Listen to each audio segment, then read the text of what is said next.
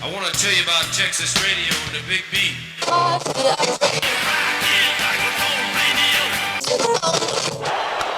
High fly ball into right field. She is gone. Well, hello once again. I'm Ted Ziegenbusch, formerly for many years KOST 103.5 in Los Angeles.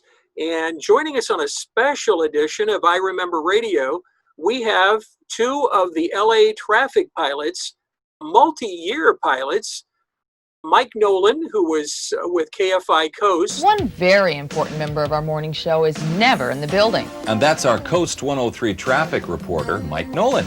The time is 8:22. So we've got Mike Nolan flying high in the KOST 103 airplane with a look at traffic. What do you see, Mike? Good morning, Mike and Kim. Busy and clear. Northbound and southbound on the Golden State Freeway. Northbound Golden State Terabella, all the accident activity completely cleared and wide open. Southbound very busy from the 118. Southbound San Diego Freeway at Sherman Way. That accident on the shoulder, busy from Nordoff. Then again from Victory Boulevard, very heavy up the hill into the Sepulveda Pass with an accident in the center divider. Santa Monica westbound still very heavy across towards San Pedro. Eastbound Pomona Freeway beyond Grand, a report of an accident. And westbound San Bernardino Freeway at Monte Vista, an accident reported. Orange County traffic kind of heavy through the Anaheim Hills westbound on the 91 over to the Costa Mesa Freeway. We'll check our freeways again in about 10 minutes. Mike Nolan with traffic on California's coast. And Commander Chuck Street, who was with KIIS FM and also on KTLA Channel 5. For the most part, the freeways have been pretty well behaved this morning on this Friday going into the weekend, but we now have a singular, so that could change. You can see that we have a broken down bus in the left lane on the 405 freeway southbound at Valley Vista. They're just waiting for a tow unit large enough to pull it out of there, but that's starting to get a following. In the meantime, on the southbound 5 at the 118, that's a 3-vehicle injury crash just reported. Apparently it's in the left lane. And then on the southbound 605 right at the 5, that's a 2-car collision. The South 605 was lighter than usual, but because of this accident, traffic is starting to back up to Washington. That's the latest on the freeways. Let's send it back to the studio with Eric and Michaela. Boy, are we excited to dig into a little bit of history about what's been going on up in the air all these years. We were listening down here, so let's find out what was going on up there with both of you.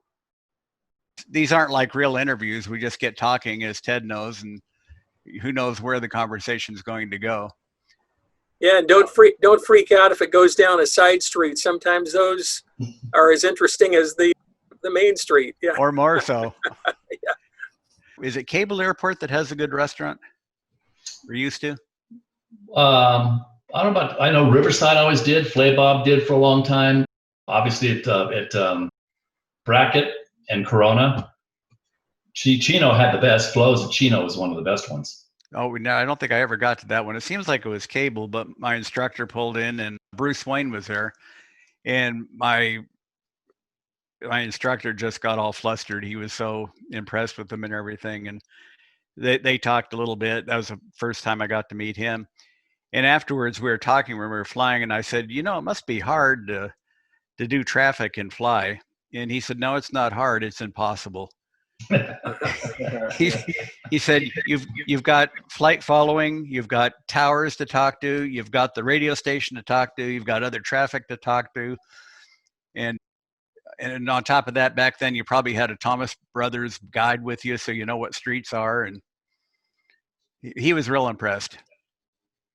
Ironically, I met so many of the people. I grew up in the San Fernando Valleys, and Burbank was my home airport, riding my bicycle up there. So I knew Captain Max and Jim Hicklin and John McElhaney, and I knew Larry Shear and Harold Morby, and I actually had a chance to meet Gary Powers when they were still at Burbank. I never met Bruce Wayne. Oh, wow. Wow. Yeah, I met Bruce Wayne many times. He was kind of a mentor. I used to show up prior to doing this for a living. I would show up at Fullerton Airport towards the end of his shift, and sometimes he had to leave immediately, but other times he would make time and answer my questions. And there were a few occasions where he invited me to come over to the airport restaurant and share a cup of coffee and just get better acquainted. So he was a really nice guy. There's no doubt about it. He developed a terrific persona on the radio, a pilot persona. And the other thing about him is he had a very infectious laugh, which Lohman and Barkley appreciated a lot. So I'll never forget the day that he had his accident, and of course he was killed in that crash. That was really a bummer day, that's for sure. But a couple of months later, Mike Nolan showed up to take over, and I think we met up at the Airtel at Van Nuys Airport, Mike, is that correct? My very first day, I did my shift in the morning and came back inbound to land at Van Nuys Airport, landing on the now famous 16 right, and taxied up to the Airtel, where the radio station had this big ceremony. And so I taxied up there, and they had the podium ready and all these people, and there was somebody from the city of Los Angeles who had a proclamation to give me. I was expecting the mayor, but oh well. And it was really neat. And Chuck Street and Pamela McGinnis, my soon-to-be long-term colleagues, were both there on that morning, and I really, really appreciated it. Yeah, we were thrilled to meet you, and I think you had a lot more experience than I did. I think at that point I'd been doing it for a year and a half or so, but you had 5 years behind you in Phoenix, and then I think at least a couple of years up in the Lake Tahoe area, right? Well, actually, the Lake Tahoe was honing my skills without getting paid, but I did have a year in San Jose, then the 5 years in Phoenix. So I was 6 years of flying when I came to LA, came back to LA, back home to LA. Well, you were pretty seasoned, that's for sure. I guess so. Were all the air traffic pilots a pretty close brotherhood? Yeah, we did. When my first year, I was based up in Van Nuys. I was born and raised in the San Fernando Valley, born in Van Nuys, raised in North Hollywood. So when we came back to Southern California, my wife was from Northern California. So we moved to the Valley because that's what I knew. Just kind of give it some time and see where our lifestyle took us. Ended up in Corona after a year. But that first year, we would all try to get together every once in a while, not regularly, but Scott Reif, who flew Jorge at that time. Scott was not a reporter. He was just a pilot. But Scott Reif, who flew Jorge, and Chuck and Pamela, we would try and get together at least every once in a while just to say hi and make sure everybody's on the same page and just, shoot the breeze and have a good morning. Well, you're talking about Scott Reif, the Sky Lord, who flew Jorge Hirin when he was doing KABC talk radio. And so I think that happened Scott was flying Jorge for at least a couple of years. And Scott was a young, single, studly guy who went to the gym at least 5 days a week. But he was a partier. He was going out to the Red Onion and places like that on weeknights, and he wouldn't get home until after midnight. And then he would show up in the morning to fly Jorge. And Jorge got to the point where he could fly. So Scott would be dozing during the shift, and Jorge, who wasn't even a licensed pilot, had the controls. And if he needed some help, he would wake up Scott to ask him what to do. So I have to share this one story about Scott, who's a terrific guy. He'd been doing that for a couple of years for Jorge, and I think he was getting bored and tired of the hours. So he had an opportunity to take a job with CalFed, the bank.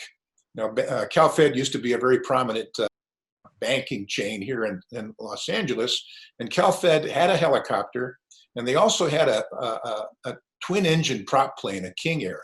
And there were two other guys who were working there, had been there for a while. They were helicopter pilots, they were airplane pilots. So Scott took that job, and he must have been there about 2 years, and Jorge missed him as his pilot. And he tried to talk Scott into coming back to flying him, but he said, look, I think I can work it out so that in addition to flying me, you could do traffic and KLOS with Mark and Brian. So Scott called me on the phone. He said, Chuck, I just don't know what to do. I don't know what to do. The guys I'm working with now say that this is the dream job. It's a corporate job. Why would I want to leave for the insecurity of radio? And I just don't know what to do. And I said, well, you're young enough. If I think you should take the radio job. It could develop into something. And if it doesn't work out, you could always find another corporate job. So I'm sure that other people might have told him to do the same thing, but he took the job with Jorge again and became the Sky Lord at KLOS. And like a year and a half later, CalFed dissolved their flight department. They sold their aircraft, and those other two guys were laid off. And then Scott, I don't know how many, he must have gotten at least 15 years in with Mark and Brian and became a real celebrity in his own right, the Sky Lord. They still call him that, even though the Mark and Brian are long gone, they still call him a Sky Lord, but people talk about him. Yeah. I don't know how many promotions or crazy stunts, you might say, the two of you were involved in, but I do recall, since you brought up Bruce Wayne, in the 1970s, when I was still working out in San Bernardino at KTLA FM, I would get off my morning show and I would frequently be there in the afternoon when Bruce Wayne was doing the afternoon traffic reports. He was on with Sweet Dick Whittington one day, and they did this promotion to get the red out of Redlands. I don't know who thought that up, but between the two of them, I mean, they really drug this thing out for like the whole afternoon show. And Bruce was flying over Redlands, or at least he made people, convince people that he was doing that, had the whole town coming out of their houses, coming out of their businesses, looking, for the KFI airplane flying over. But it was one of the wildest promotions. I remember everybody in our offices at the AM and FM station out in San Bernardino, everybody was talking about it because we were all listening to KFI rather than our own stations, of course. And, that kind of stuck out in my mind. And I thought, boy, if I ever meet that Bruce Wayne someday, and I did. I told him in 1985 at our Christmas party, I said, that was just and it was a spur of the moment thing. It was one of those things that they didn't have big meetings and plan the whole event, but it really kind of solidified the comedy routine and put the two of them together and made them seem more like a team, even though they weren't in the booth together at the time. Did you go out to the airport, Ted? No. Oh, you mean the Redlands Airport? Yeah. I had been there at one time before with Doug DeRue. You probably have heard that name. Oh, yeah. Who was on Los Angeles radio for a while. No, did you go out and meet Sweet Dick, though, that day? No. I don't think anybody, we never did find the airplane. Even looking up to the sky, possibility he wasn't even flying over Redlands specifically, but it just, it certainly made an impact with everybody that was listening to the show. In those days, Lohman and Barkley had the #1 radio show in San Bernardino with KFI from Los Angeles. And so people listened to KFI loyally back in those days. It just stuck in my head as one of the craziest, wildest promotions. It's not very often you get to involve a pilot who's flying overhead and pretty busy most of the time, with something that drags on throughout the entire show. Now, Chuck, your crazy promotion started before you even had the job. Am I right about that? When how did you get your job with KIIS FM? Well, that was a desperate act. At the time, I had talked a couple of my close friends into becoming partners with me and purchasing this 2-seater helicopter with a 4-cylinder motor. And we were trying to start a charter business. The plan was for my two partners to get their helicopter ratings, and then it was my job to try to find work for the helicopter. And it was, you could do a lot of photo jobs, but a lot of people are not very interested in getting into a 2-seater helicopter that looked like it had a Volkswagen engine underneath it and no baggage compartment. So after about a year and a half, the business, it was obvious that we weren't going to be able to make it with this helicopter. So I was 2 months behind on my condo rent. I was 2 months behind on my car payment. And by that time, I had started listening to KIIS FM and Rick Dees, and he was really on fire. The ratings were growing exponentially. And over a pitcher of beer at a pizza parlor in Cyprus with a guy named Tony Silva, who used to provide security for Rick Dees. His full-time job is he was a policeman for the city of La Palma, where you live. And so the more beer we drank, we started talking about stunts that we could do to get Rick Dees' attention. So he said, you know what you ought to do? You ought to fly up alongside Rick Dees' 19th floor radio studio window in Hollywood and maybe have a stripper with you. And so, again, the ideas were getting crazier with the more beer that we drank. And he said, could you do that? And I said, yeah, I think I can do that. So he said, well, I know a stripper. Let me contact her and see if it's something that she'd be willing to be involved with. It would get Rick's attention. Who knows? Maybe it'd get you an interview. So this was like a Thursday. And the following Sunday, I went to the beach with this friend of mine, a gal named Robin, who I had known from Toastmasters training. And Robin was a freshly minted chiropractor. And she was working for a well-established chiropractor down in Fountain Valley. And, we went to the beach together, and, I was explaining my financial situation. And she said, what are you going to do? And I said, well, I met with this guy named Tony Silva, and we're going to maybe do this stunt, fly up alongside Rick D's 19th floor radio studio window. And he's going to contact this stripper and see if she would participate. So she thought that was pretty funny. And by the way, she had a little Boda bag and had wine in it. And she was drinking wine during our visit. And then as that afternoon progressed, she said, I'll do it. I'll do it if you can't find anybody. And I said, get out of here. I said, you're a professional person. You're a chiropractor. You're an upstanding citizen. You're helping to organize the Chamber of Commerce mixers in Fountain Valley. No way. So a little while, I think I then finished the whole Boda bag of wine. And she said, look, I really want to do this. I want to do this. I think it would be fun. And, who knows, maybe you get your job. So I said, look, I'll call you tomorrow afternoon after you've sobered up. So I did. And she came on the line, and I said, look, you had a lot to drink yesterday, and I don't know whether you really were serious, and frankly, I don't think you should do it. And she said, Chuck, I want to do this. Yeah, I've thought about it a lot, and someday when I'm an old grandma and they think I'm an old fuddy-duddy, I'll have this story. And she said, besides, it's radio. How are they going to know it's me? And I'll wear sunglasses. So I said, okay. So this was Monday. So then Tuesday night, she came over to my condo, and we made 3 signs. At that time, Rick Dees was promoting a comedy show at the Spruce Goose next to the Queen Mary. And as you know, the Spruce Goose was a huge airplane that was made at the end of World War II, but was not finished in time for the conclusion of the war. And so it was like a museum piece in that dome next to the Queen Mary. And Rick Dees was having a comedy show there. And during the preceding weeks, he talked about how big the Spruce Goose was. It's so big you can park a DC-10 under each wing. And that was where he was going to have the comedy show the next night. So this is Tuesday night. So we made 3 signs. The first sign said, park these under the goose. And then the second sign said, here's 2 for you. And then the third sign said, we're burning your buns.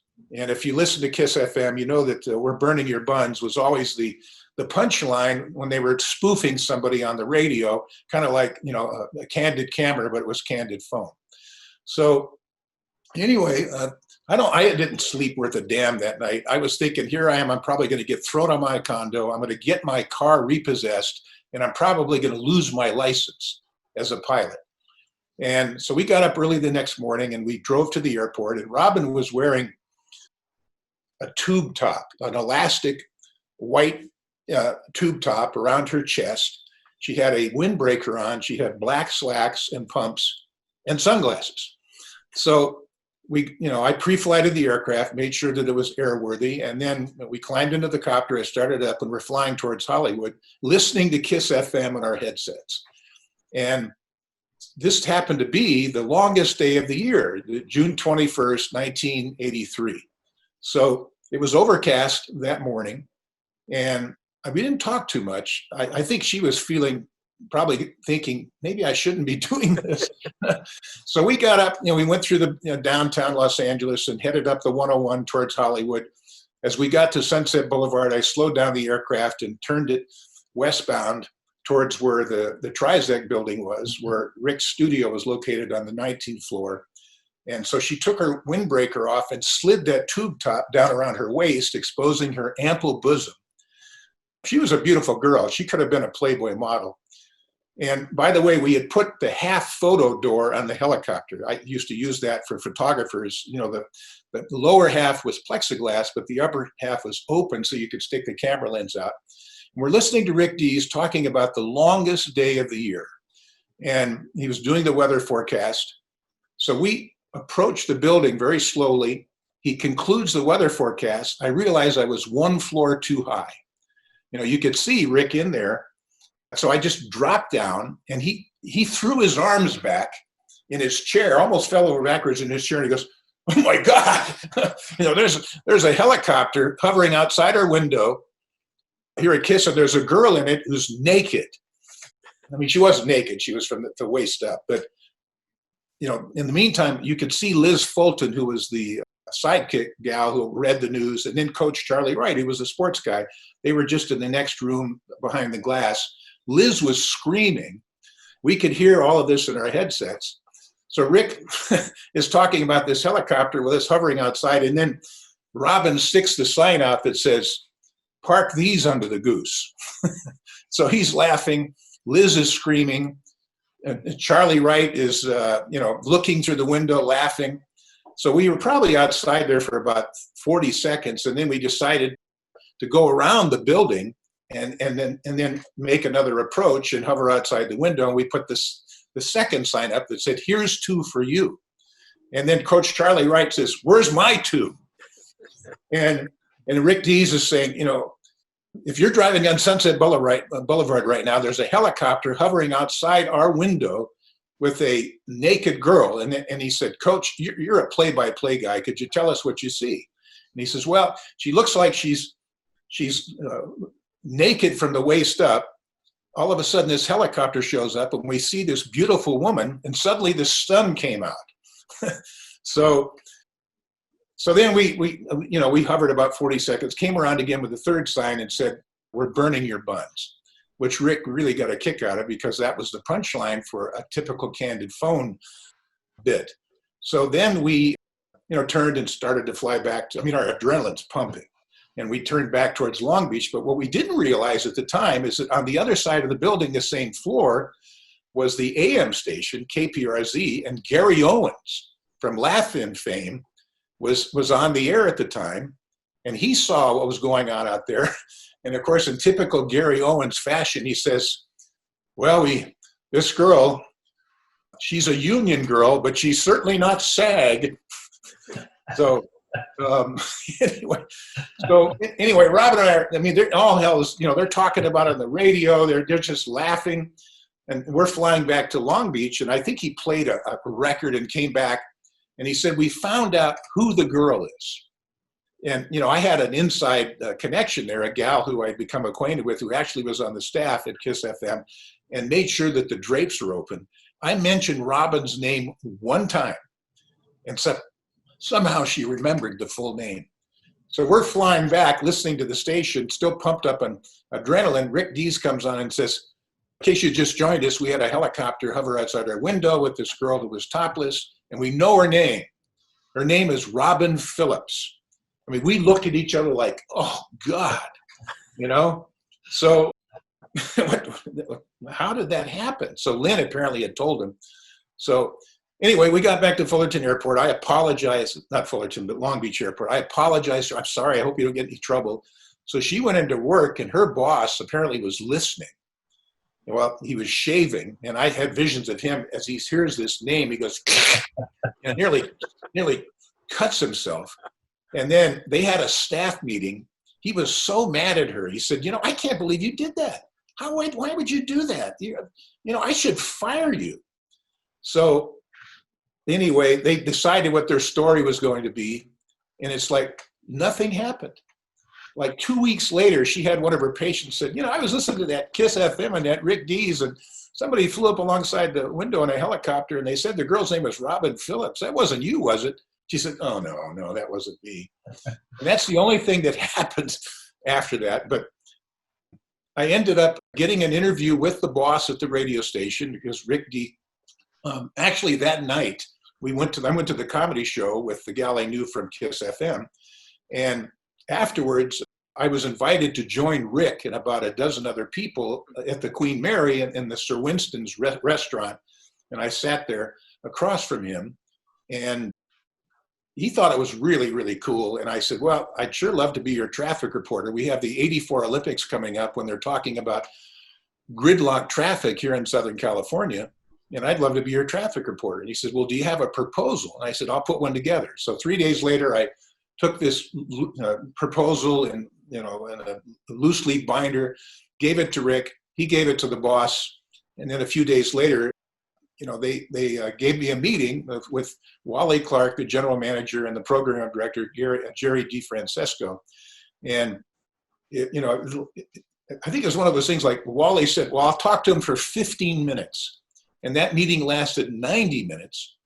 And they said, all right, we'll get back to you. So it's like the next day, Jerry DeFrancesco called, come back in. And we had another meeting. He said, all right, we're going to try this for 90 days. To see if we like you, if you like us, and see what happens. So that's how it came to be. When I finally got on the air every day, I was so nervous. It was so obvious. But, I had to, what was the alternative? I had to succeed, or they were going to, kick me out of my place. And there were people during that first month that said, he'll never make it. This guy is not going to make it. And so my job lasted 28 years. And all of those people were long gone, So there you are. That's the story of what happened. And it's a different way to get a job, that's for sure. I wouldn't recommend it today, but it sure worked for me at the time. Today you get shot down. That's yeah, amazing. for sure. Yeah. So, Now, Mike, your one of your big events in your career was the O.J. Simpson slow chase. Well, yes and no. Yes and no. Everybody always asks, where were you when OJ got found? Well, I always used my vacation time to get the work done that I had to do on the airplane. There was always an annual a bunch of maintenance that had to be done, annual maintenance. And it usually took a couple of weeks just to be safe. So I always took 2 weeks vacation and we did the annual. Friday afternoon, I'm going on vacation. I land for after the afternoon traffic. And of course, in order to do the annual, the airplane has to be, all the seats taken out and everything. So I take all my stuff out. And I've got headsets and, as he was saying earlier, Thomas guides and all the different things I had in my handheld, my scanners. I take all the stuff out of the airplane and I put it away, put the airplane away, and I'm on my way home. Then I hear they're finding OJ, and now there's a chase on the 91 freeway. And I'm thinking, oh, geez, everything's out of the airplane. By the time I turn around, go back to Corona Airport, put everything back in the airplane, by the time I fly all the way down there, they're going to have them pulled over. What are they going to do? Let them drive all the way to Brentwood? So and then by this time, actually, Mark Dennis, our late colleague, Mark Dennis, the most beloved person in radio, was actually kind of tailing it a little bit on the freeway too. So I thought, you know what? He's not going to go very much farther, so I'm not going to bother putting anything back in. So I went back home, got family, and I saw the rest of the OJ chase having pizza and beer. Wow. Didn't have anything to do with it. Mike, I thought you were involved in that. And the thing, I heard there were 13 aircraft trailing OJ. 13 aircraft. No, I don't think so. It was so late in the afternoon. I don't know for sure. I have no idea how many aircraft, but there was another pursuit, completely separate. I'm not even sure what year it was, but this one was coming out of the San Gabriel Valley down the 10 freeway. And back then there was Channel 2, Channel 4, Channel 5, Channel 7, Channel 9, Channel 11, Channel 13, Channel 34 with the Mexican station, whatever the number, the UHF, everybody. And then there was Metro traffic, Shadow traffic, Airwatch, myself, and there was I think about 14 aircraft over one pursuit flying down the 10 freeway, heading back toward Los Angeles, coming out of El Monte. And we went through El Monte airspace, and I called the tower, and they almost didn't believe me when I said, El Monte Tower, 640 Alpha Mike, we got a pursuit coming your way. There's 14 aircraft between 800 and 2,200 feet transitioning westbound on the 10.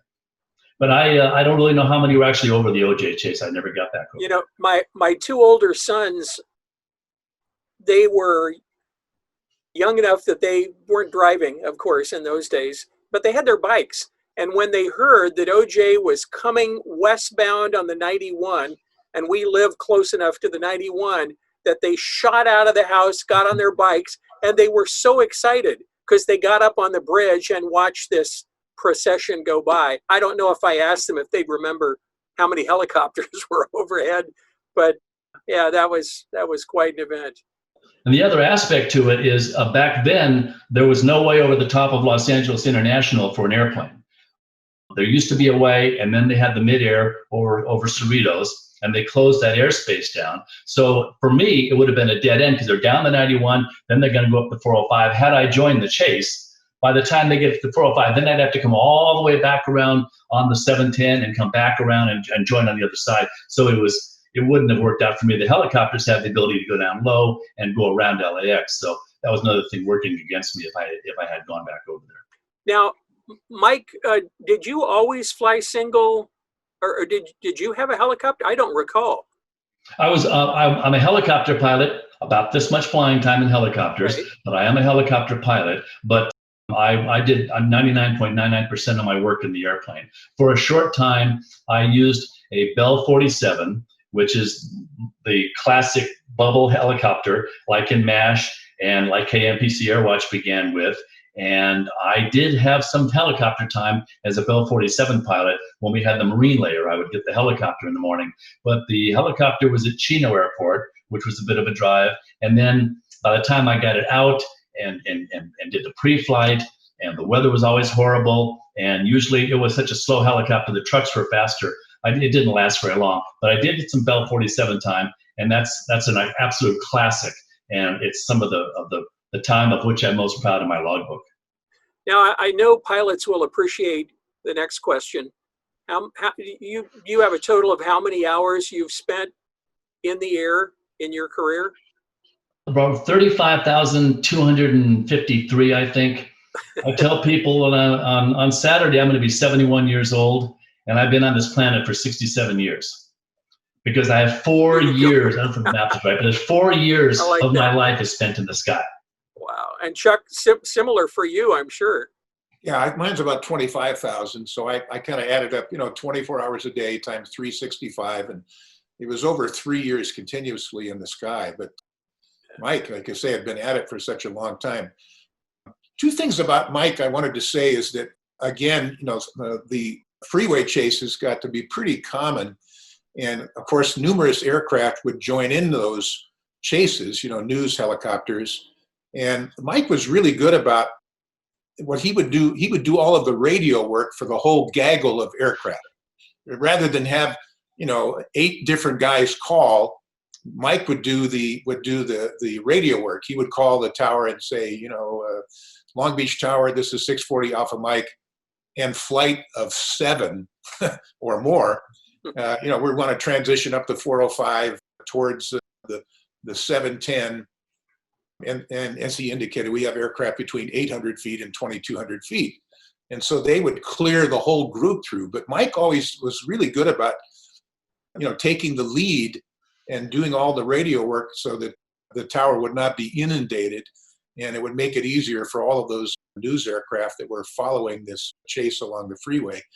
One other thing I want to say about Mike that it always amazed me is that, Mike could be doing his traffic report and he'd be on with a tower, and the tower would say something to him, and Mike would stop in the middle of his traffic report, answer the tower, and then start right back up again with his report. And it was so seamless. So I couldn't do that. I could hear the tower trying to get in touch with me. And, sometimes I would try to talk to them, and I would be so interrupted and kind of, I couldn't do that. But Mike was a master at that, at multitasking. And it sounded cool to hear him do that on the radio. and he'd be going along talking about the accidents, and then he would stop, answer the tower, and then start right back up again. And he was really good at that. I could never do that. Well, keep in mind, I was flying an airplane.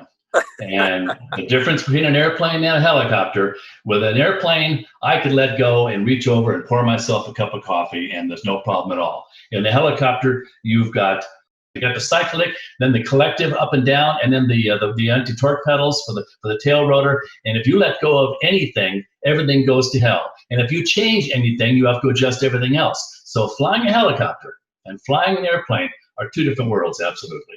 Yeah. Well, I agree with you, but I used to fly with my knees all the time, with that cyclic between my knees, and I still couldn't do it like you did, you know. You know, in the early days on KFI KOST, when you had to go back and forth live between the two stations, I don't think very often in the early days we tried to record and hold it for 2 minutes, you know, to give you a break. And it was amazing to me because I frequently worked morning drive and afternoon drive. I was like the utility fill-in guy. And boy, we kept you hopping. I mean, you'd be on one station and 5 seconds later, we'd have you live on the other station. And I often wondered, how in the world can he keep everything straight up there? Well, ended up being a simulcast. I mean, I expected KFI here and KOST here or vice versa. And every once in a while, somebody would be early and somebody would be late. So they're going to come together. And there were times where they would introduce me on KFI, and I was doing a traffic report, and I'm listening to the FM as well because I know they're going to start calling me in. So I'm doing a traffic report on KFI and talking about the traffic heading southbound on the 170 approaching the 101 where there's a stall in the right lane. And then meanwhile, Mike Nolan, KOST 103.5, and then and now on the Hollywood Freeway, and then so it would be seamless on KOST to know that without even knowing that I joined. And then at the end of the report, instead of saying KFI in the sky or KOST 103 or on the coast, I would say, hi, I'm Mike Nolan with traffic. And when you heard I'm Mike Nolan with traffic, that was a simulcast. You amazed me. I don't know about the audience didn't have any idea what was going on, but it was amazing to me that you could keep everything straight and keep the plane in the air. Yeah. It was a challenge. That's one of the reasons people say, you did the same thing over and over again. Well, first of all, every day was different. And then every day, sometimes there was challenges like that. Other days, it was very boring. But it was, it's what I really wanted to do. I grew up, I mean, literally, in 8th grade, I rode with Captain Max Schumacher. Wow. That's what I wanted to do. And so for me to have had that career is a dream come true tenfold. Now, both of you had what might be termed close calls that I'm aware of. Maybe there was more than one, and we don't need to digress and talk about it for very long, but Chuck, didn't you have a time when you had to go down quickly at the Coliseum during Rick D's show? I mean, during the show, you had to put the helicopter down at the last second? Yeah, I was flying the two-seater piston helicopter, which we called Yellow Thunder. And I had just finished a report in the vicinity of the Los Angeles Coliseum complex, and I was continuing westbound. And all of a sudden, I noticed like the helicopter kind of yawed a little bit to the right and then back again. And the RPM of the engine changed a little bit. And I looked at the instrument console and I noticed the oil pressure thing, and it was down to 0. So wow. I didn't know what happened. So I thought, I got to get this thing down. So I announced on the aviation frequency that I was going to do a precautionary landing. And so I landed in the parking lot in the Crenshaw district, just off of Rodeo. It was a supermarket there, and I landed in the parking lot. And, as the rotor started to spin down, the engine was still running. And it's funny, the engine sounded like a coffee can with lug nuts in it.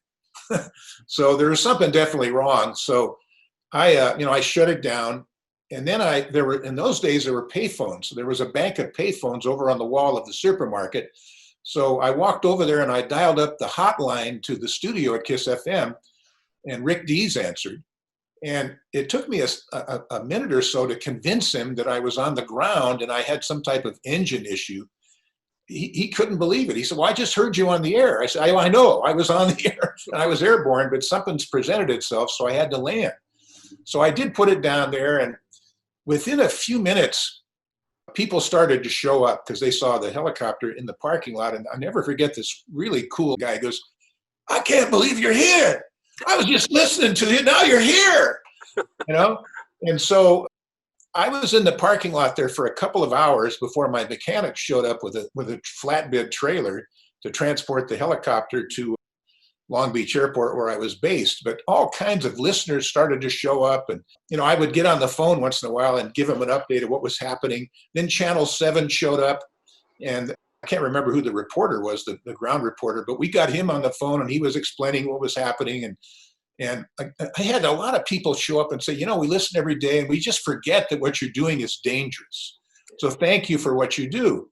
So my mechanics showed up, they took the rotor blades off, we winched the helicopter up onto the trailer, and we're ready to pull away to go back to the airport.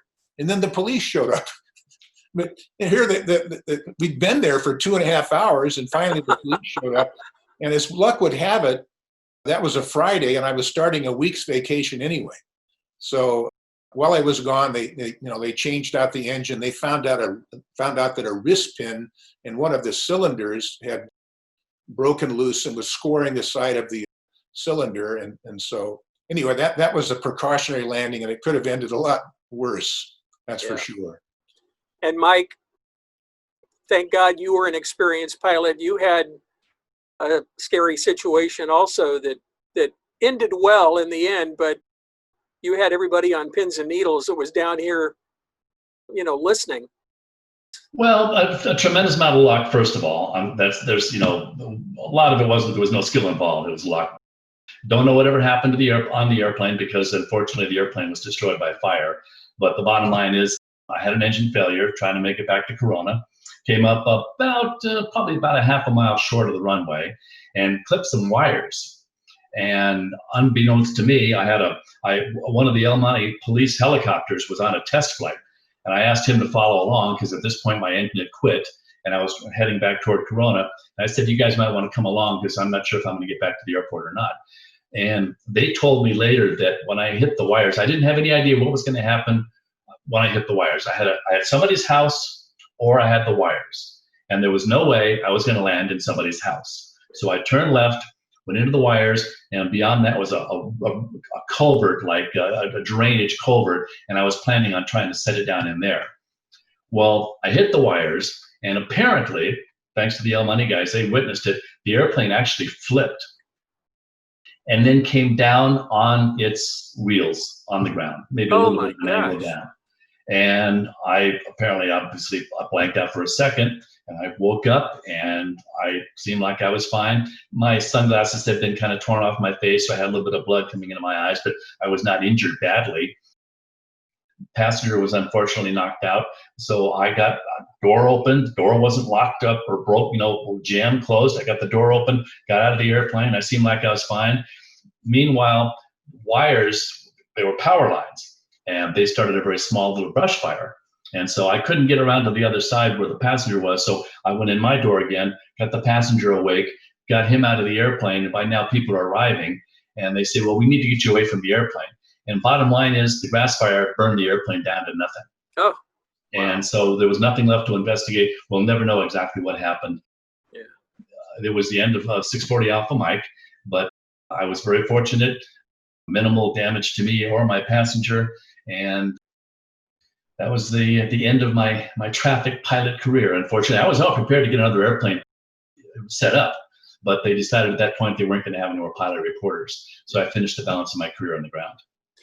Now that kind of leads into another question. There are fewer and fewer airborne traffic reporters, and I know budget concerns have hit a lot of stations. You go back to the early days. In 1926, I hear a Chicago station started doing traffic reports that year from their studio. And like 1935, 1937, New York and Los Angeles had people actually up in the air. Hard to believe back that long ago, but it's become kind of a rarity. I mean, is that surprising to either one of you that not only the budgets, but I guess safety concerns also have kind of grounded what used to be a very active sky, for commuters. I mean, it's not, before the pandemic, it wasn't getting any better. It was still getting worse. And now you wonder, what are we going to use as that eye in the sky?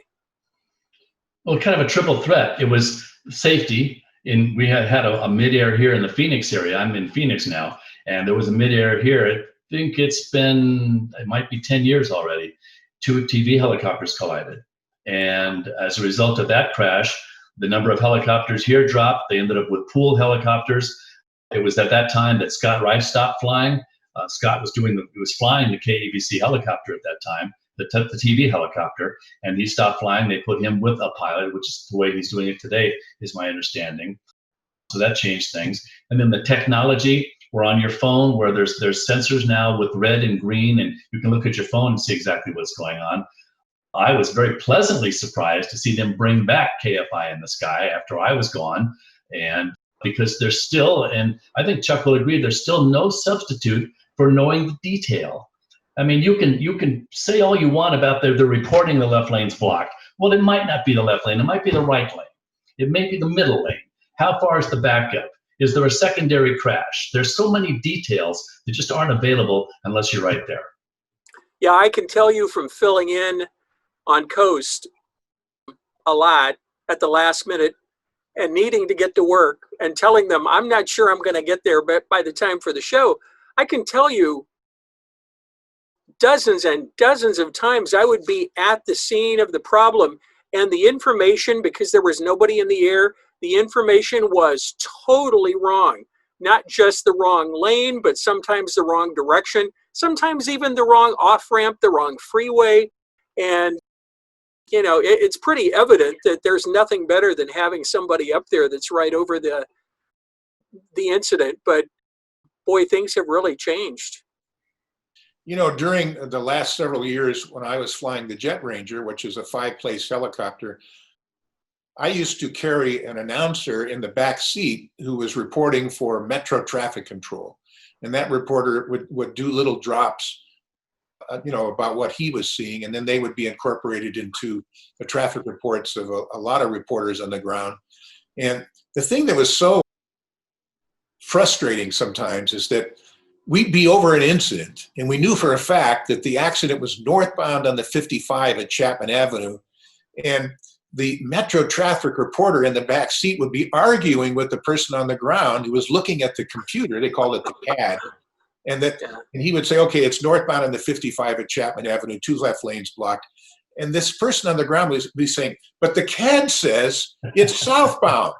He said, well, we're over it. We're looking at it. It's northbound. But the CAD says it's southbound. And they wouldn't believe us. That was their reality. Weren't those commuters that were calling into the CHP and often getting the information totally wrong, but they would put whatever that they knew, they would put on SIG Alert or on the maps, right? I mean, is that what happened? I had somebody on the ground who assisted me and was looking at the CAD. And then all of a sudden you'd see a bunch of reports on the CAD of an accident that was on a freeway. And some of them would have the different directions and all of it. Because, a lot of people, they don't know what direction they're traveling. I'm sure that the dispatcher at the highway patrol said, well, what direction is it? Well, I think it's southbound. You're sure? Yeah, it's southbound. So the information was, it took a while. Usually it'd take several minutes, sometimes a half hour, for it to kind of sort itself out. And it wasn't until the CHP officers arrived on the scene that you start getting a more accurate picture. But we were giving the accurate picture because we were over it. There was one crash on a particularly wide stretch of the San Bernardino Freeway, right just a little bit west of the 710 before heading into Los Angeles. That's a very wide stretch of freeway. I'm not sure how many lanes exactly, but there was a very bad crash one morning on the inbound side, the westbound side, where there was 2 very badly damaged cars blocking the middle lanes. I mean, they were really crunched. And the CHP arrives on the scene, and I have my scanner, and I hear him check in, and he's calling in the details. He didn't see a third car that was probably traveling so fast it went another quarter of a mile or maybe an eighth of a mile up the freeway, and it was really crunched in on the front end. And he had no idea it was there. and I'm orbiting overhead, and I know there's a third car, and I know there's possibly somebody really hurt in there, but I have no way of getting a hold of him. So I was calling the newsroom and say, call the CHP, tell them there's another vehicle, and then finally the officer did spot the fact that there was another one down the line. And that was an example of the detail we have that even the CHP on the scene didn't have. Wow. You know, Mike, I was chatting with Ted a couple of days ago, and we were talking about you. And I remember an incident. There was some big accident that happened in Corona during the middle of the day. And of course, you lived in the Corona at the time. And there was a traffic reporter who was in the studio who was trying to explain what was going on with limited information and was really having a tough time, you know, talking about it on KFI. And I heard 2 or 3 reports from that person, and this person was just having a real hard time. And then all of a sudden they say, well, we've apparently Mike Nolan is airborne now, and he's over it. And the difference was night and day between what she was doing and what you were doing. You know, you were right away, you were in there, you were eloquent, you were smooth, explaining everything that was happening, what you were seeing. So again, I always remembered that incident, and it's a testament to how important it is to have somebody actually looking at it from the sky. I told people all I did is I made my living looking out the window and telling people what I saw. Yeah. You know, nowadays we have the luxury of a lot of the television helicopters, especially being up at night, and so we wouldn't have this kind of issue. But I'll kind of tell a tale on myself. This was in the early 80s. KOST had just changed to the contemporary format, and it was probably 1983, before cell phones, at least before most people had them. And I was on my way to work. I did the 10 p.m. to 2 a.m. and Liz Kiley did the first half of the show. So maybe that was a little closer to mid 80s, but still, you know, most people didn't have a cell phone. And I was giving myself plenty of time to get to work, headed northbound on the 5. And we always made a conversion over to the 10 because at that time, KFI KOST was at 6th and Ardmore in the Wilshire district, and that was generally the best way to get there from Orange County. Well, good timing on my part. As I was coming north, all of a sudden traffic stopped, which for at least the first 5 years that I worked at KOST, there was never traffic at that time of night, very little. And unfortunately, a couple of semis had both changed lanes. Cars had gone under the semis. The freeway was completely stopped and shut down. And I had no way of letting anybody know at the radio station or back at home that I was okay, that I wasn't part of that accident, and maybe, hopefully, eventually I would get to work. As it turned out, the CHP, because of a fatality, the freeway was shut down for over 2.5 hours. And I didn't get to work until after 11 o'clock. I was supposed to be there, you know, like 9:30. And there was everybody had been panicked. Johnny Kay, the station manager, was calling hospitals to see if anybody had been taken, you know, just the worst thoughts possible. And thank God, you know, we have the ability now that people, you know, not only can find out what's going on, but you can avoid situations like that, because one of the reasons it took 2.5 hours, they wouldn't allow people to back down the on-ramps. And I don't know how far traffic must have been backed up all the way to Irvine, you know, from the City of Commerce. But I still remember to this day, you know, wishing that somebody had some way of getting information to other people that we were okay and we would eventually get to our destination. Mike, what do you remember about the Northridge earthquake? You know, actually, all the earthquakes kind of ran together for me. Most of them, I was in the air. Actually, Northridge, I think that was early enough where I was still in bed, felt it in Corona, but didn't know how bad it was. The Whittier quake, I think we were already airborne, so I'm thinking of getting that one. But I remember first thing, of course, jumping out of bed, getting down to the airport and getting airborne. At that point, still dark, so it was a little tough to see. But I think one of the things that really registered on me how bad it was I was trying to look for damage out in the San Fernando Valley. And it was a beautiful morning. It was nice and clear, but I wasn't seeing, I was seeing damage, but there was one thing that I saw, but I didn't really realize what was actually I was looking at. It was an apartment building that had gone down and collapsed on the floor below. So it looked like it's a normal one-story building to me. I didn't realize it was a second story underneath. And of course, that was also the one where we had the Santa Monica Freeway come down and the officer killed up in the Newhall Pass. But yeah, it's because I had the disadvantage in this case of being in the airplane, which is up a little bit higher than you guys in the helicopter. I think that the Northridge earthquake happened like 4:21 in the morning. Yeah, that sounds about right. I was just getting home. I pulled in the driveway and my car started shaking because I was getting home from the overnight show, and I stayed to record commercials for KFI, and I never got out of work until 3 o'clock, sometimes even later in the morning. And I had just pulled in and my car started shaking like crazy. And I thought somebody was pulling a prank on me even at 4 o'clock in the morning. And once I realized what was happening, I saw planters swinging in front of our house. I punched up KFI. I can't remember, maybe Nancy was on the air or somebody was on, but that in the middle of the night is the worst time for anybody on the radio. Not that there's a good time to experience an earthquake, but middle of the night, your first thought is, oh my God, it's all on me. There's nobody else awake. Yeah. Well, you were saying that, my clock radio had just gone off. I always set it for 4:15 to KNX News Radio. And so I was trying to wake up. And then the shaking started. I was in Yorba Linda at the time.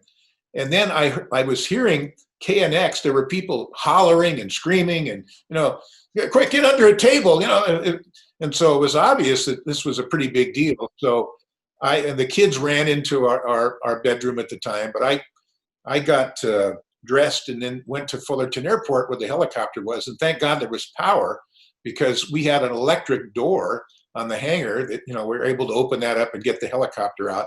And that particular morning, Rick Dees was on tape. He was down in Baja fishing. So his show was already pre-recorded. And of course, there's not going to be a mention of an earthquake. So, but I noticed on the way into work, I tuned into KIIS FM and they were off the air. You could see the carrier, so the transmitter was on, but there was no programming. So I got airborne and I flew up towards the station, which was in, that 19th floor of the Trizec building on Sunset Boulevard, and it was all dark. And I hovered up next to the window again with my landing light, and I saw flashlights on the inside. And then finally, one of the engineers came on the 2A radio and said, "Yeah, we're out of power. We have a generator in the roof that was supposed to turn on to keep power to our studios, but it didn't do its job." So I think about 15 minutes later, they were up there and they got it working again. So anyway, they said, "Well, Chuck, you're the show." So we'll play records, and can you come on after every record? And I said, "No, I need to fly around and see what I'm seeing." And of course, it was still dark at that time. And I did fly over by the Santa Monica Freeway where the freeway had collapsed. And I could see some cars like hanging off the edge, some that had went down over the side. I saw flashlights around there. And then, so finally the KIIS came on, and then I was doing reports about what I was seeing. And then I went to the San Fernando Valley because we were hearing the epicenter was in Northridge. And I know Mike said it was really clear that day. I remember as the morning progressed, because there were a lot of fires at different places, there's a big thick, there was smoke. It was really smoky in the San Fernando Valley. And my father-in-law at the time lived in Reseda, which was just a couple of miles from the epicenter in Northridge. I flew over his house to circle it, and he had these cinder block walls that were separating his house from the one next door. That had fallen over. There were also cracks in the pavement there where there was fire coming out because the gas lines had been ruptured. And eventually I went into Van Nuys Airport for fuel. There was no power there. In fact, the windows of the tower were blown out. And when I was talking to the tower on the way in, occasionally you could hear in the background an airplane taking off. But they cleared me in, and the FBO, I can't remember what it was, the place where you get fuel, they had no power, but they did have fuel on the trucks, the fuel trucks, so that we could get refueled. And of course, the thing I wanted to do was go to the bathroom. I remember on the lobby at the table, they had a bunch of flashlights there, so you were given a flashlight and you went down the hall into the bathroom. But that's a day when I flew 10 and a half hours, 10 and a half hours that day. And again, for the first 4 or 5 hours, it was just me and the records because the other members of the staff couldn't get there. And of course, Rick was in Mexico. But it's a day I'll never forget, that's for sure, you know. Yeah. Without naming names, unless you want to, did either of you have what you might consider an unusual request from management? Because after all, you are a pilot and you could get us somewhere at the last second here. Did anybody ask you to take them somewhere? And did it interrupt your job in any way? I can't remember anything like that was unusual. One time the president of our radio division came into town, and Wally Clark asked me to pick him up at an airport and then land him at the Wilshire Country Club for a round of golf with Wally. Didn't you miss the OJ chase because you were doing a favor for some other person on that day? Yeah, at that time, Pepsi-Cola had been my sponsor for just a few years. And there was a concert up at the Blockbuster Pavilion in Devore. And it was Michael Bolton and Celine Dion. And Celine Dion was the opening act. So I flew this Pepsi executive and his wife. This guy's name was Bob Akeland. And I flew him to that concert. We were able to land up there, and my wife Debbie and I were with them. And so I remember sitting in our seats, and Celine Dion did her performance, and there was a little intermission, and the seats next to me were empty. And then during that intermission, these people showed up and they sat down, and I started to talk with them. Said, "Did you hear the latest about OJ?" And I said, "No, what do you mean?" He said, "Well, he's driving down the freeway in his Bronco with a gun to his head. And, and he won't give up." I thought, no way. And I thought to myself, as crazy as that case had been, even up to that point, it was. You thought the climax was going to happen without you on your watch. That's what you thought, right? Well, here I was up in Devore, and I really thought Mike was a part of that, the whole gaggle of newscraft that were following that. But of course, that concluded. But afterwards, for a couple of years, eventually Bob Akeland, the Pepsi executive, was promoted, and he was being, moved out of town, relocated. So they had a going away dinner for him, a banquet, and they asked me to be one of the speakers. And so when it came my turn, I got up there and I said, ladies and gentlemen, I said, there are two questions that always seem to be asked to me by listeners. The first one is, what is a SIGALert? And so I answered that, and I said, the other question is, were you part of the O.J. Simpson slow speed chase? And I had to say, no, I was with Bob, and I completely missed it. I thought I was the only one. Apparently, there weren't many helicopters following him. I thought I was the only one that missed it. Yeah, this is news to me, Mike. I thought you were leading the whole group, So, nope, not that one. So, Mike, nobody ever asked you to fly somebody special up to Las Vegas for a show, or? No, nothing like that. The closest to that, it wasn't during work, but I was invited up to Oxnard Airport by a gentleman by the name of Larry Kanzler, who was a musician, very much involved with with Kenny Rogers, and he actually wrote the music to Wildfire, and he invited me to do a celebrity air rally up at the Oxnard Airport. And so I flew up there, and part of the thing was we did a bunch of flying. It was just a lot of fun. I got to meet Gina Yeager and Dick Rutan, who flew around the world nonstop. I got to meet Buzz Aldrin, and I also got to meet an actor by the name of Cliff Robertson. Oh, yeah. And, great actor. And toward the end of the weekend, he needed a ride back to Van Nuys. Now, Cliff was a very experienced pilot. He'd owned a lot of airplanes, and he had his share of flying time. Really, really nice guy. And so I offered to fly him back to Van Nuys. The airplane that I had at the time was a Bonanza. So we're inbound to Van Nuys, beautiful, beautiful Sunday afternoon, crystal clear, and Van Nuys Airport can be jammed. So we're in the pattern. We know you're flying downwind, and then you make a turn to the right and then turn back toward the airport and land. And it is really, really busy. So I'm trying to fly downwind, and I'm heading toward the Santa Susana Mountains. And of course, a lot of airplanes inbound, so they're telling me to extend.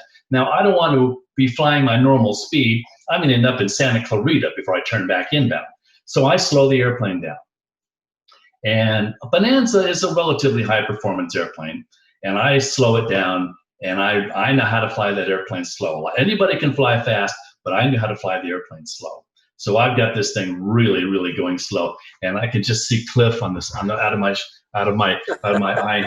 He's squirming, he's glancing over at the airspeed indicator, and he's really uncomfortable because he doesn't know who I am or that much about me. He doesn't know my abilities, and I'm flying this airplane a whole lot slower than he thought it ought to be going, to avoid extending the pattern all the way out past the 118 freeway. So we finally turn around back and land, and I got him on the ground safely.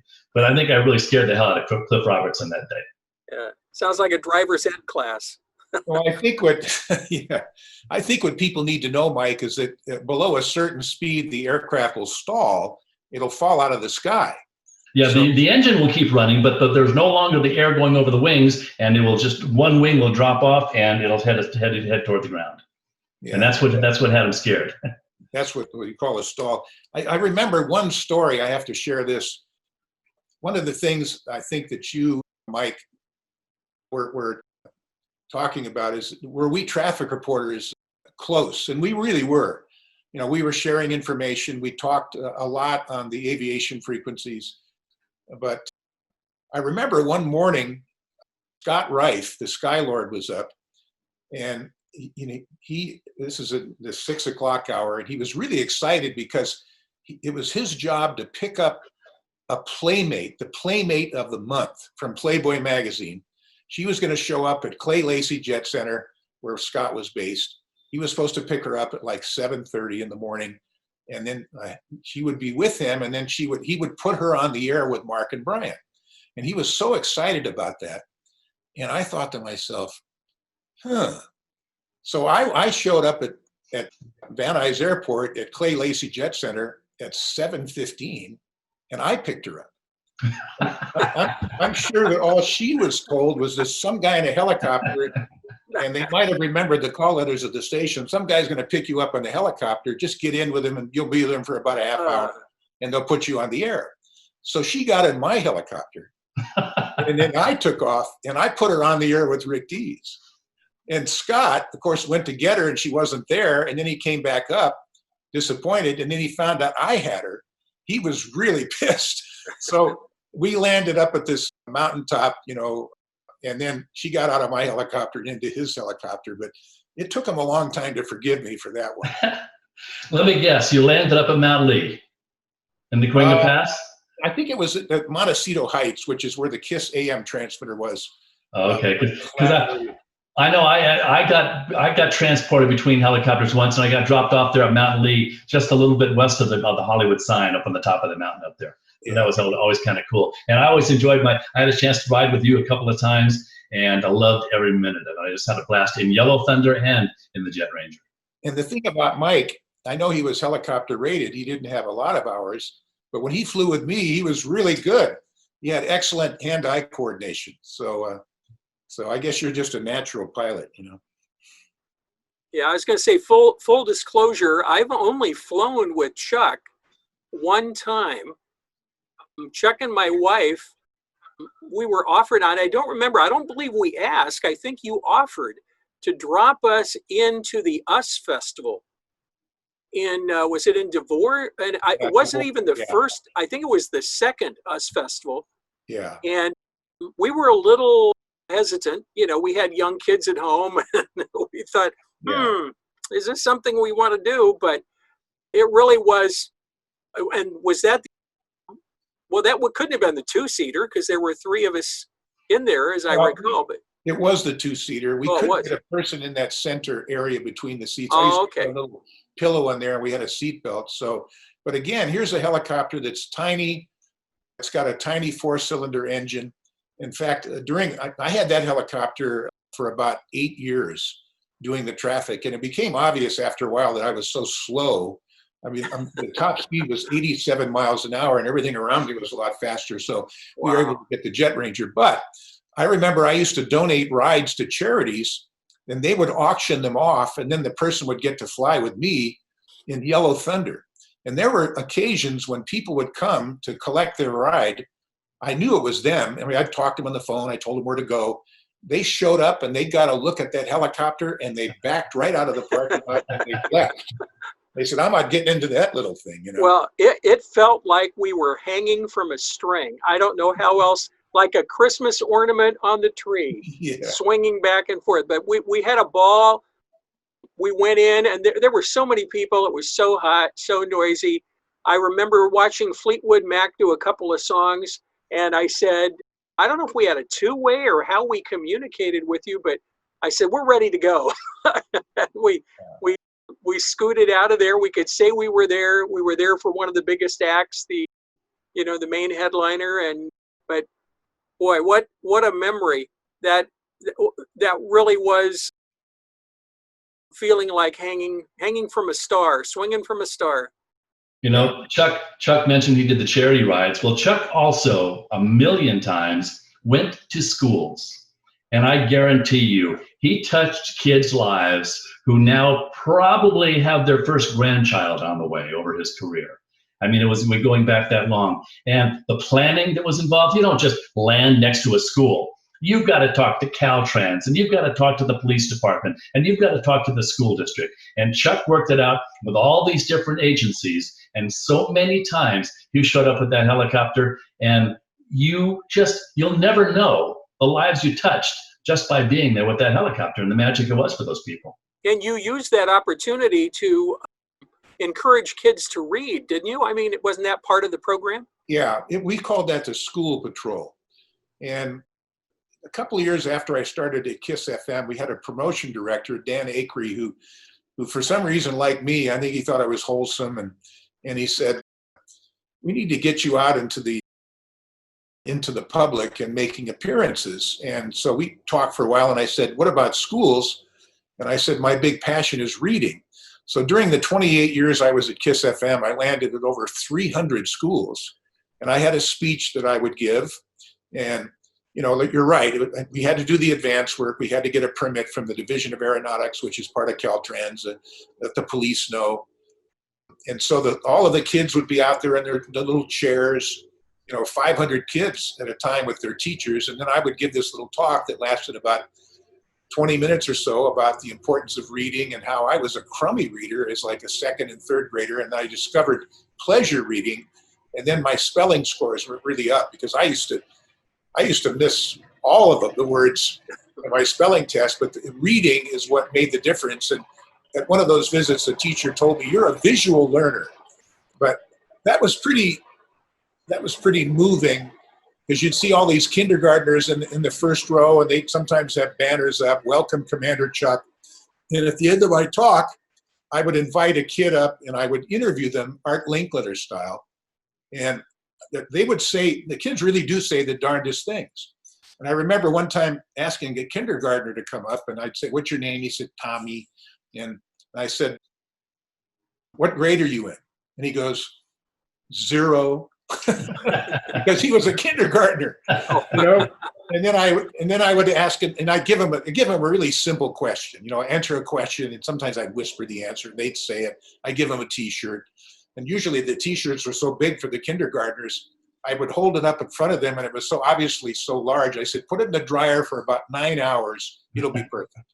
And then, some of the other older kids, like a fourth grader, I'd say, have you got a girlfriend? And no way.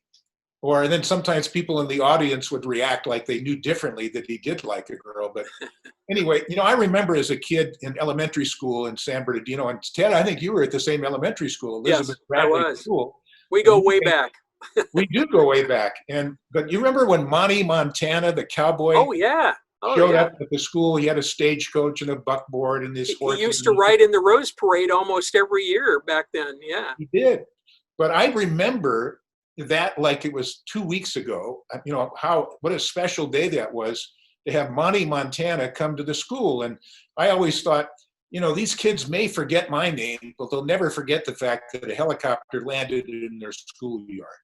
So the record with Monty Montana came to Oxnard Street School too. Really? Oh, no kidding. Wow. Just one very quick story. And we crossed paths with a lot of people in our careers. And Chuck, you'll remember when I first began at KFI and KOST back in 1986 in my Cherokee Arrow, there was another airplane out there, another Cherokee. And in the back seat I'm not sure it was Metro traffic or shadow traffic back then, but in the back seat was this kid, and he might have been 19, 20. And, he looked 12, and he was back there and he's doing his traffic reports. And then he did this and he did that. And his name is Jim Thornton, who ended up anchoring at KNX, and of course now is the voice of Wheel of Fortune on TV. So a lot of people started doing what we did and went on to much, much bigger and better things. Well, he had a big voice. Even as 19-year-old, he had that big baritone voice. Oh, yeah. And and a really nice guy. Absolutely. Absolutely. As for all of our colleagues, really. I have so many friends. I always said that my colleagues were the other pilots and the controllers. Because I rarely, as Ted knows, Ted and I worked together. I was at KFI KOST for 28 years, and we worked together for a lot of that time. I probably saw Ted 9 times, but my real colleagues were the other pilots and the air traffic controllers, because they're the people that I really dealt with on a regular basis every day. And Chuck, you used to have, and I think you sponsored it, you used to have an annual get-together in December that you would invite all of the pilots to have a chance to, shake hands, thank each other in person on the ground away from the aircraft. And that, I was lucky enough to be invited to that a few times. And I thought that was really something special, because you could see the camaraderie and everybody knew that, everybody was looking out for everybody else every moment that you were up in the air. And I think that was a really great way to bring the whole family together at least once a year. Yeah, always the first Friday of December, I would host a Christmas party. We would take over the presidential suite at the Airtel Plaza Hotel, which is right on Van Nuys Airport. We had it there because it seemed like most of the news and traffic pilots were based up in the valley. But yeah, I think we did that for 23 years. Wow. That was a highlight for me because, like you say, they were all based at Van Nuys. You and I were in different airports, but I was in Corona. So I never got to see anybody. These were people that I were close friends with and never met face to face. And so that Chuck party, that was the highlight of my life. Our kids became great friends there. They're great friends today because, when they got to know each other at the Christmas party. And boy, those were, thanks to Jim Dunn, the late Jim Dunn, we sure had a good time. Yeah, Jim was the owner of the hotel, and he was great about it. There was, I was, anyway, I was not going to have it, finally. And he said, well, you got to have the party. I mean, come on, everybody counts on it. And he says, I'll tell you what, I'll help. And he took it to the next level. He hired waitresses to serve hors d'oeuvres, and he had a wet bar. I think when I was running it the first few years, we just had beer and wine coolers. But boy, he brought a professional bartender in there with mixed drinks. And I think within an hour and a half of the damn thing starting, most of the people there were pretty inebriated, That's why we encouraged them to rent hotel rooms there just to sleep it off, So TV helicopters would come in and not drink anything, but then they'd take off and they'd hover right there and put their light on the back patio where everybody would be waving and do a hit on the newscast. It was a blast. Yeah, that was great. We know both of you spent a lot of time in the air, hour-wise, during your career. It probably totals up to a nice big total. But many people heard you both in mornings and afternoons, kind of doing a split shift. And so that kind of leads to the question, how many hours at a time did you spend up there? Certainly you must have landed in between the two shifts. And when did you sleep? When did you go to the bathroom? The obvious, you know. It's like was it like being an astronaut on the way to the moon? Well, I used to take a nap. I took a nap every afternoon. It was a split shift. So I flew 3 hours in the morning, 6 to 9 a.m., and then I'd come back in the afternoon and fly from 4 until 6. And it's funny, Bill Keene used to refer to the job that we did, because Bill was doing traffic then from the studio, but he said that we traffic reporters have the world's longest lunch hour, between 3 and 4 o'clock. And Mike, I think you flew a little longer in the evening. You flew, what time did you start? 4 o'clock and go till 6:30 or something? I was up a little before 6 and I landed at 9, and then I was up a little before 4 and landed about 6:30. So I always tell people I had a 12-and-a-half-hour day with a 7-hour lunch. But I also took a nap every day, and my airplane had the ability to fly nonstop that 3 hours in the morning, 3 hours plus. So I never got out of the airplane. To answer the question that people wonder about, what about a restroom? Well, I was by myself, and there's little pilot's aids that are available for things like that. And toward the end, I ended up having a passenger in the back, and that kind of crimped my style considerably. I didn't have quite as many cups of coffee, but I was able to fly both the morning flight and the afternoon flight nonstop. So about 3.3 hours in the morning and about 2.4, 2.5 hours in the afternoon nonstop. Yeah, I love telling people that I've known Chuck Street, you know, most of my life. We were comparing notes one day saying, yeah, we've known each other since high school. And then we discovered that we actually went to the same elementary school. Obviously, I don't remember Chuck ever being in my class, but then, you know, little kids kind of memory fades over the years. But Chuck and I go way, way back. And when I tell people that I know Chuck Street, they go, I think I know that name. Why do I know that name? I said, well, it's Commander Chuck Street. And they always go, oh, you mean the traffic pilot from KIIS FM? I said, yeah, we go way back. Chuck, I can't even remember. How did you get the term Commander Chuck Street? You know, in the early days of my career on KIIS FM, Rick Dees decided that I needed to have a handle. He really believed in handles. At the time, his sports announcer was Charlie Wright. So he called him Coach Charlie Wright. And then Rick's female sidekick was Liz Rugburns Fulton. So he felt that the audience, the listeners would better remember the person on the radio if they had a handle. So he asked me one morning, we're gonna promote you. We're going to call you captain or commander. Which is it going to be? So I said, well, I guess commander. And so it stuck. Wow. Great story. I know it's no coincidence that the longest time I ever spent with Bruce Wayne was at the Christmas party was it 1985 before he passed away in 86? His accident was in 1986. Is that correct? June of 86, that's correct, yes. Yeah, so at the Christmas party in 85, we happened to see each other over in the corner of the room, and we started a conversation. And I had barely spoken to him. I don't even know if I'd seen him more than maybe once before that at some ceremony. And he came over to me and he said, you know, Ted, didn't you work in San Bernardino at several stations? And I said, yeah, I did. I was a news guy at KRNO, an AM station. He goes, I worked at KRNO. I said, you did? Well, I wasn't there when you were there, was I? He says, I don't know what years we're trying to compare notes. And he said, did you use Ziegenbusch then? And I said, well, I wasn't really on the air. I was the guy who gathered the news for the morning newscast. And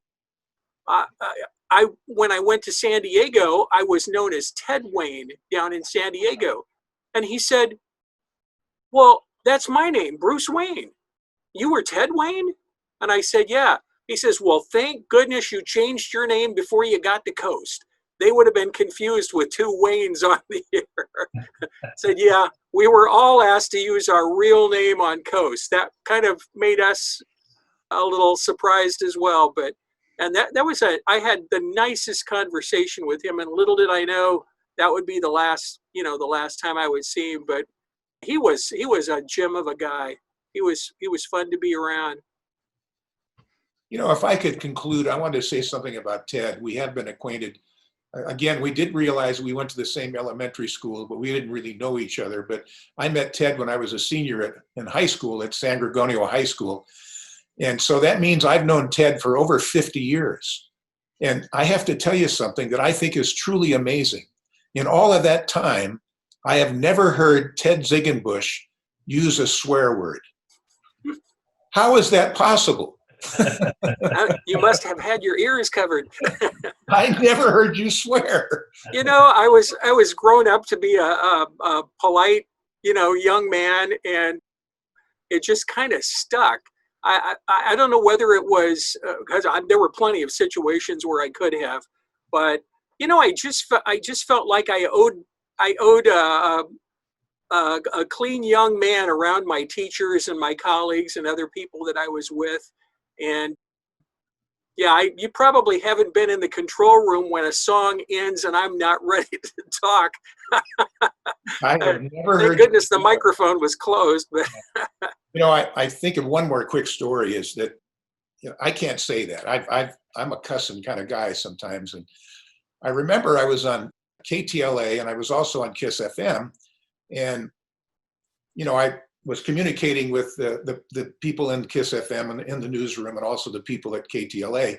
So I had a KIIS FM report coming up that I had to do, and then KTLA said, we're going to take you in 4 minutes.